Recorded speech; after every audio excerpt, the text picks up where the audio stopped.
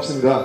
저는 아까 소개해 주신 대로 장준우라는 지금 요리하고 글을 쓰는 일을 하고 있는 요리사 겸 칼럼니스트 활동하고 있습니다. 그래서 제가 어떤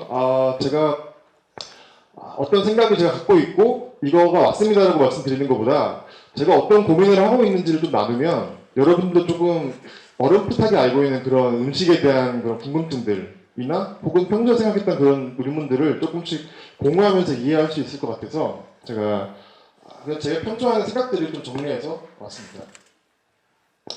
결국 그래서 저는 뭔가 해답이 있다기보다 우리가 어떤 태도로 뭔가 음식이라는 걸 바라봐야 될까라는 생각을 조금 더 같이 나눴으면 좋겠어요. 네. 요즘에 그런 거 많이 유행이죠. 뭐 이번 강연도 그렇지만 음식 인문학 뭔가 있어 보이죠. 음식도 좋아하는데 인문학이라니. 인문학하면 뭔가 있어 보이는데 내가 좋아하는 음식 인문학이라고 하면 우리가 보통 그렇게 생각을 해요. 결국 저는 인문학이라는 게 뭔가에 대한 질문 그런 것들을 조금 더 여러분과 나눠보고 싶은데 인문학이 뭐죠? 인문학? 문사철이라고 하죠. 인문학이 뭐 단지 그것뿐인가요? 단지 그거를 공부하는 게 인문학일까요? 뭐 헤겔을 공부하고 마르크스를 공부하고 우리가 역사를 공부하고 공부를 하죠. 우리가 인문학은 우리가 공부를 왜 하는 걸까요? 결국은 그런 것들을 통해서 우리가 어디 서 있는지 아는 거예요. 역사를 왜 배우죠? 과거에 어떤 일이 일어났는지 아는 거죠. 그런 것들이 통해서 우리가 지금 있게 된 게 어떻게 되어 있느냐를 그런 인문학을 통해서 우리가 발견할 수 있는 거예요. 네. 그런 것들이고 결국 그런 거 공부를 왜 하냐? 제가 적었지만 결국 주체적으로 우리가 뭔가를 선택할 수 있고 살 수 있는 그런 것들을 좀 알려주는 게 저는 인문학이라고 봐요. 네. 우리가 그냥 공부로서의 인문학은 사실은 어떻게 보면 하나의 우리가 일반인으로서 우리가 학자가 아니잖아요. 학자가 아닌 사람들이 인문학을 어떻게 적용을 시켜야겠어요. 당장 내가 마르크스와 루소와 칸트를 읽으면 내 삶이 달라지나? 그게 아니라 그 사람들의 생각을 읽고 우리가 조금 더 뭔가 가치 판단을 할 수 있는 눈을 가지게 되는 거예요. 네. 어떤 의미냐면 미혹되지 않는 것. 꼴라는 이유기도 해요. 미혹이란 말이 저도 이번에 몰랐는데 미혹이란 말 자주 쓰긴 하는데 이게 불가용어더라고요. 뭔가 미혹되고 미하고 혹하는 것들. 저희 어머니가 계세요. 네, 어머니가 계신데 일단 그 일반적인 그냥 삶을 사셨고 또 정말 일반적인 분이시죠. 항상 저랑 싸워요. 계속 홈쇼핑에서 뭘 사세요. 네, 계속 좋은 거라 그러면 몸에 좋다 그러면 뭐 사시고 뭐 눈이 요새 침침한데 블루베리를 사시고 뭘 사시고 이래요. 저는 맛집이나 그런 먹방이 나쁜 게 아니라 그 이면에 있는 것들을 봐야죠. 그런 게 왜 일어날까라는 것들. 왜 TV에서 계속 건강 얘기를 많이 하죠? 지금 아마 여기 계신 분들 중에 절반 이상은 다 건강이 다 주요한 관심사실 거예요. 네, 물론 저도 그렇고 계속 방송에서 그러죠. 약사들 나와서 의사들 나와서 이 음식을 먹으면 어디 좋고요. 뭐 어떤 성분이 있어가지고 몸은 좋습니다. 겨울철은 이거 드세요. 여름철은 이거 드세요. 결국은 뭔가 하나의 커다란 광고 시스템이에요. 네, 우리 사회가 돌아가게 한 자본주의가 돌아가게 하는 그 원동력은 광고예요. 광고. 근데 하지만 우리는 이걸 정보로 알죠. 아까 제가 인문학을 얘기하고 그 공부를 왜 말씀드렸냐면 그런 공부를 하게 되면 사실 그런 것들을 가리는 눈이 생겨요. 거기서 하는 말들이 얼마나 말도 안 되는지 보이는 눈이 생기는 거죠. 우리 블루베리가 눈에 좋다고 하잖아요. 블루베리 많이 드셨죠? 눈이 나빠서 블루베리 내가 사 먹었다 하시는 분 있어요 혹시? 부끄러워하지 말고 드세요. 부끄러운 일 아닙니다. 네. 왠지 먹으면 눈 좋아질 것 같고 그렇잖아요. 하지만 그 블루베리라는 그런 성분 중에 눈이 좋게 해주는 성분이 없진 않아요. 정말 있긴 있어요. 진짜 조금. 근데 이거를 정말로 우리 눈 먹어서 눈에 좋아질 정도로 우리가 한 번에 1회 분량 복약을 하려면 얼마나 먹어야 되는지 아세요? 한 트럭을 먹어도 모자라요. 네. 그런 많은 광고들 속에서 성분을 강조하고 뭔가 약효를 강조하고 그런 것들이 있는데 사실 우리가 조금만 더 보면 공부하고 합리적인 사고를 하면 금방 알 수 있어요. 네. 어떤 의사분이 이렇게 얘기했어요. 그 와인 예전에 뭐 지중해 국가 프랑스 사람들이 뭐 기름진 것도 많이 먹고 하는데 뭐 장수하는 비결이 뭘까 뭐 찾아봤는데 아 와인에 이런 항산화 성분이 있어가지고 이 사람들이 장수를 한다. 그래가지고 와인이 굉장히 뭐 와인 내 효능 해가지고 막 우리 많죠. 뭐 하면 항상 효능을 강조하잖아요. 그런 걸 해가지고 했는데 어떤 사람이 여기에 대해 의문을 가지고 연구를 해보니까 정말 그게 결정적인 이유가 아니라는 거죠. 그 와인에 항산화 성분이 들어있긴 있어요. 아까 말씀드린 것처럼. 있는데 그러면 한 끼 식사에 그거를 내가 항산화 성분을 유의미하게 뭔가 몸에서 받아들이려면 얼마를 마셔야 되냐? 네. 거의 수십 병을 먹어도 그게 안 된다고 해요. 네. 한 번에 수십 병 먹으면 내 몸이 좋아지는 게 아니라 어떻게 되겠어요? 스트레스에서 힘들어 죽겠죠. 그런 식으로 그런 것들에 대해서 좀 보는 눈이 필요해요. 우리가 정보에 대해서 뭔가 합리적인 의심을 가지고 네. 이걸 맞나 안 맞나 우리가 뭐 분석을 하지 않겠지만 전문가가 아니니까요. 왜냐하면 먹고 살기 힘든데 사실은 그걸 다 언제 공부하고 있겠냐 뭐 반문할 수 있겠지만 저는 그런 거에 대한 성찰이 필요하다고 생각을 해요. 우리가 TV에 보는 것들 너무 그대로 믿게 돼버리면 결국 그들이 원하는 거는 우리가 돈을 쓰게 만드는 거예요. 네. 돈을 쓰게 만들고 우리가 얻는 건 뭐죠? 그 계속 냉장고에 쌓인 블루베리와 뭔가 몸에 좋던 아보카도들 뭐 이런 것들이 막 냉장고에 쌓이겠죠. 제가 사실 굉장히 좋아하지 않았던 단어 중에 하나 약식동원이었는데 지금 좀 생각 바뀌고 있어요. 약식동원 얘기 뭐죠? 약과 음식은 같다.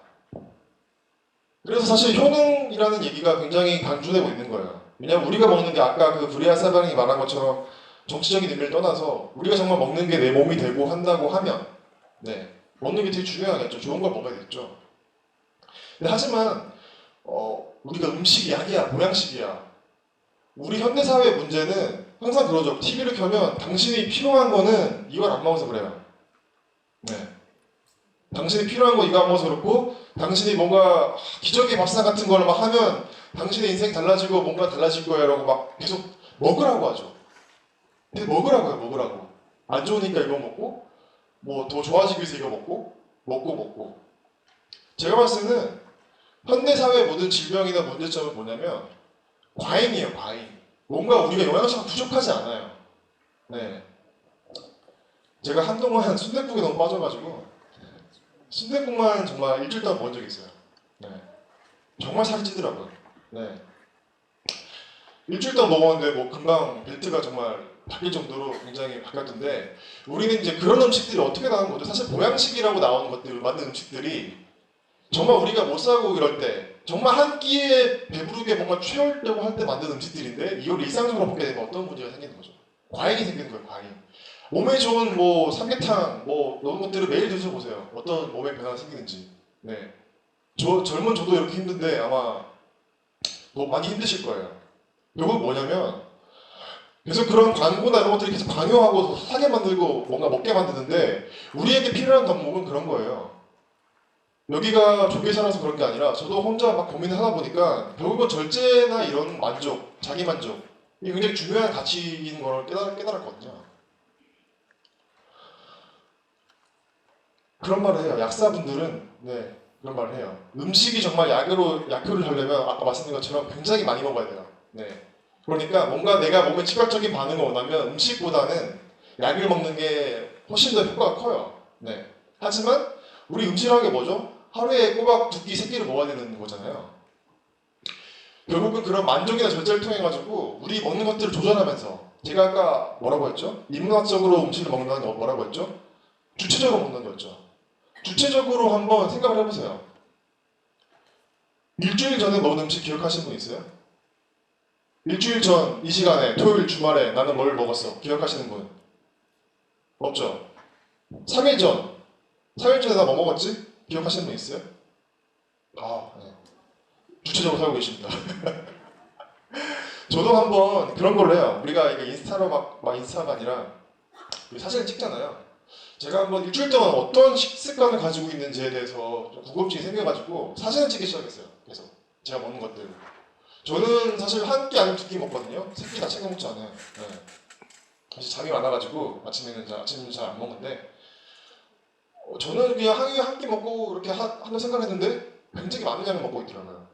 저는 뭐 한식에 어떻게 보면 한식이 아니라 한국 음식에 대한 뭐랄까 조금 서양 음식에 비교해 보면 굉장히 과식을 유발하고 있는 그런 프로세스로 뭔가 구성이 되어 있다고 생각을 해요. 왜냐면 밥이 있고 반찬들이 있는데 계속 밥을 많이 먹을 수 있도록 반찬들이 되게 맛있는 게 많잖아요. 그냥 과식을 할 수밖에 없어요. 네, 저는 조금만 먹고 싶은데 반찬 우리가 또 어떻게 교육받았죠? 있는 건 다 먹어야 돼.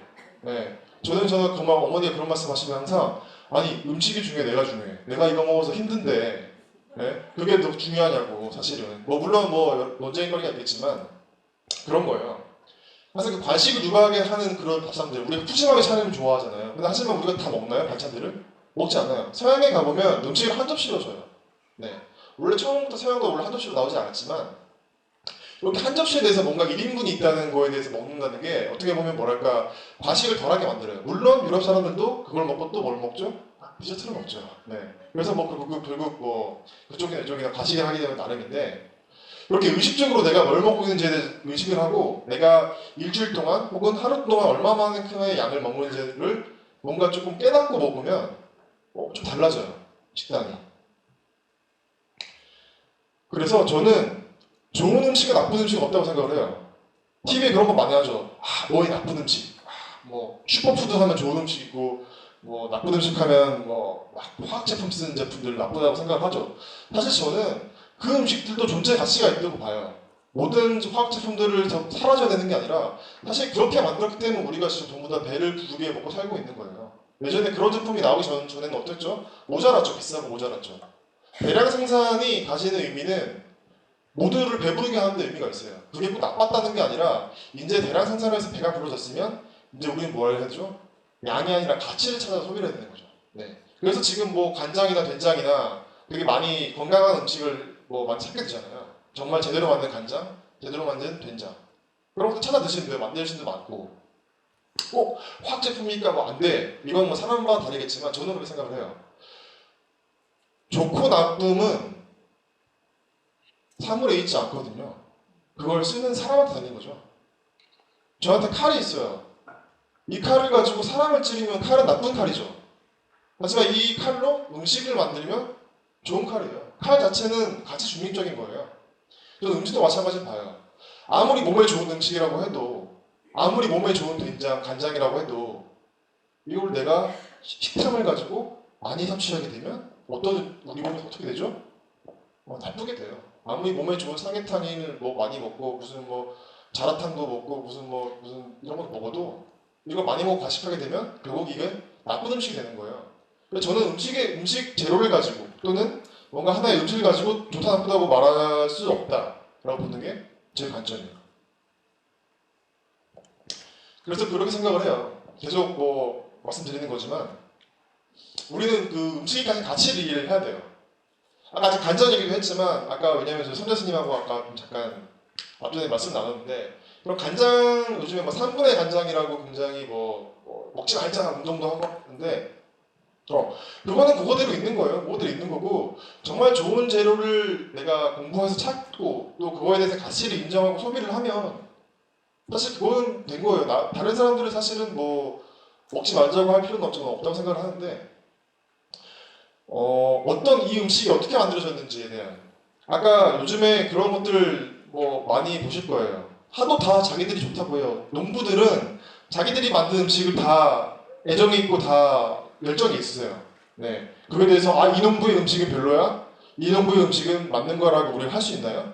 다 농부의 피와 땀이고 살인데 하지만 우리가 조금 더 관심을 가지고 공부를 하고 주체적으로 볼 수 있는 그런 태도로 음식을 바라보게 되면 보기 시작해요. 네. 우리가 뭐 직접 빵에 가서 뭐 이렇게 볼 수는 없겠지만 일일이 어떤 광고성 멘트가 어떤 건지 이런 것들을 보면서 다시 미혹된 거를 버리면서 볼 수 있는 눈이 생기는 거죠. 그래서 제가 굉장히 깨달음을 얻었어요. 최근에 거의 제 인생에서 깨달음인데 제가 최근에 런던에 갔다 왔거든요. 제가 유럽을 많이 다니긴 하지만 런던 이번에 처음 가봤어요. 영국 음식 하면 굉장히 맛없다고 굉장히 많이 알려져 있거든요. 네. 저는 사실 가기 전까지 믿지 않았어요. 아니 거기가 사람 사는 곳인데 아무리 그래도 맛이 없게 할까? 뭐 그런 말이 돼? 라고 하고 딱 영국에 갔는데 정말로 제가 깨달은 그거였어요. 꼭 음식에 맛이 있어야 되나? 라는 깨달음? 사실 이게 농담이 아니라 정말로 저는 항상 음식의 가치는 맛이라고 보거든요. 네? 정말 좋은 재료로 나온 게 맛있으니까 더 가치 있다 이렇게 생각하기 때문에 맛 제 또래 근데 맛이 지상 과제예요. 음식이 맛있으면 좋은 음식이고 맛없으면 나쁜 음식이에요. 몸보다는 저희 세대는. 하지만 그 사람들은 뭔가 뭐랄까 음식을 일부러 이렇게 맛을 없게 만든다고 생각할 정도로 우리가 느끼기에 굉장히 뭔가 모자라요. 감칠맛도 부족하고 뭔가 간도 부족한데 이 사람들은 불편 없이 먹어요. 그냥. 네. 근데 뭐냐면 이게 뭐냐면 이 사람들이 뭐 이상한 입맛을 가지고 이상한 사람들이라기보다 제가 느끼고 이해하는 건 그거예요. 이 사람들이 식탐이 이 사람들 인생에서 중요한 게 아니구나 라는 그런 깨달음이었어요. 우리는 지금 모든가 맛에 대한 담론에 가득 차서 맛에 대해서 얘기하고 있지만 그 사람들은 이미 맛은 크게 중요하지 않은 거예요. 음식으로서 얻는 기쁨보다 음식은 그냥 배만 부르면 돼 라는 그런 마인드고 사실 여기에 대해서는 굉장히 많은 이유가 있는데 그런 청교도적인 그런 가치관? 네. 예전에 카톨릭의 그 종교 개혁을 통해 가지고 청교도 쪽 영국과 미국 영미권들은 다 그런 사고방식이거든요. 뭔가 음식에 대해서 쾌락을 느끼는 거에 뭔가 불쾌함을 느낀 이상하죠. 우리 말이 안 되죠. 음식에 대해서 쾌감을 느껴야 되는데 하지만 그런 거예요. 음식에 우리가 쾌감을 꼭 느껴야 되나? 라는 질문들. 정말 저한테는 거의 그 원효 스님의 그 해골물과 같은 거 깨달음을 얻었어요. 네. 그래서 제가 강연하면서 좀 불교 관련 책을 찾아보다가 저한테 딱 그 와닿는 말이 딱 보이더라고요. 이게 숫단이 빠따라는 그 경전에 나오는 말인데 감각적 쾌락을 원하는 사람이 그걸 이루면 기쁘죠. 맛있는 거 먹으면 우리 어떻죠? 기쁘죠. 그러니까 다음에 또 기쁨을 또 얻으려고 해요. 네. 근데 거기서 기쁨을 얻지 못하면 어떻게 되죠? 괴롭죠. 그러니까 계속 맛있는 것만 찾게 되고 거기에 대해서 뭔가 집착하게 되고 뭔가 우리 거기에 사고방식이 흘러가는 거예요. 네. 제가 어디 강연 가면 맛에 대해서 얘기하면서 제가 깨달은 그거였어요. 저도 처음에 맛에 홀려서 뭔가 맛을 찾으러 떠났지만 맛이 더 맛있는 음식을 찾기 위해 떠났지만 결국은 음식 맛의 가치는 접시 위에 있는 게 아니더라고요. 아무리 맛있는 음식도 제가 기분이 안 좋고 정말 싫은 사람과 같이 먹으면 아무 맛도 안 나요. 제가 몸이 안 좋고 하면. 하지만 그렇게 맛있지 않은 음식이라도 그냥 평범하게 그냥 노리는 음식이라도 뭐 이게 뭐 화학 제품 많이 넣었던 제품이라고 하더라도 내가 어떤 마음가짐으로 먹느냐에 따라서 이 음식은 정말 맛있는 음식이 될 수 있어요. 네, 누구가 먹는지에 따라서 또 내가 어떤 마음으로 먹는지에 따라서. 네. 그래서 결국은 정말 어떻게 보면 저는 개인적으로 신기해요. 제가 이런 가치에 대해서 뭔가 이게 정말 좀 제가 뭔가 깨달은 가치로 생각을 했는데 마침 강연 자리가 이런 곳이라서 저는 굉장히 뭔가 제 인생에 이게 방향성이 있었나라는 생각이 들고 그래서 제가 드리고 싶은 말씀은 이런 것들을 조금 의식을 하면서 우리가 집중적으로 먹자. 그리고 음식을 그냥 음식으로만 소비하는 게 아니라 뭔가 하나의 공부할 대상으로 보고 조금 우리가 진지하게 바라보자 라는 말씀을 좀 이렇게 거창하게 말씀을 드렸고요. 그래서 앞으로 음식을 먹을 때 탐하는 것이 아니라 가치를 이해하려고 하는 마음. 저는 식당 가면 맛있어 없으면 판단하지 않아요. 많은 분들이 제가 마카로니를 쓰고 유럽에 가서 이런 거 한다고 해서 그러면 맛있는 집이 뭐예요? 그 집 맛있어요? 라고 많이 물어보는데 저는 맛에 대해서 얘기하지 않아요. 아까 제가 뭐라고 했죠? 취향은 논쟁의 대상이 아니라서 물론 제 기준의 맛이라는 건 있죠. 제가 생각하는 맛이라는 건 있는데 저 공부하면 할수록 이게 저만의 아집인 거예요. 저만의 경험이고 사람의 그런 어떤 태도는 제가 경험한 걸 통보 이상으로는 사실은 생각하지 못하거든요. 네. 런던 가기 전까지 저는 그렇게 삶을 사는 사람들이 있는지 몰랐어요. 하지만 저한테는 이제 그렇게 사는 삶의 방식을 사는 사람도 있다는 걸 깨달았고 그래서 결국은 우리가 음식에 대해서는 그런 탐식하지 말고 절제하고 항상 감사하는 마음으로 먹자라는 마음을 가지면 세상에 어떤 음식이 맛이 없지 않고 감사하지 않은 음식이 있을까라는 생각을 제가 했다고 공유 드리고 싶었던 말씀이었습니다.